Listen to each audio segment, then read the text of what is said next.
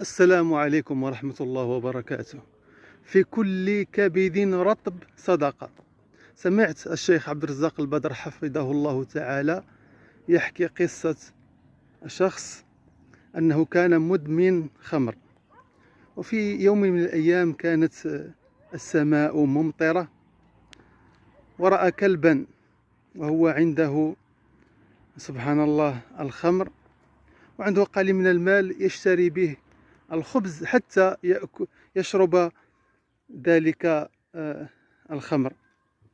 فرأى ذلك الكلب فعطف عنه وضمه وشرى له الأكل، وكانت السبب لهدايته وابتعاده عن ذلك العمل السيء.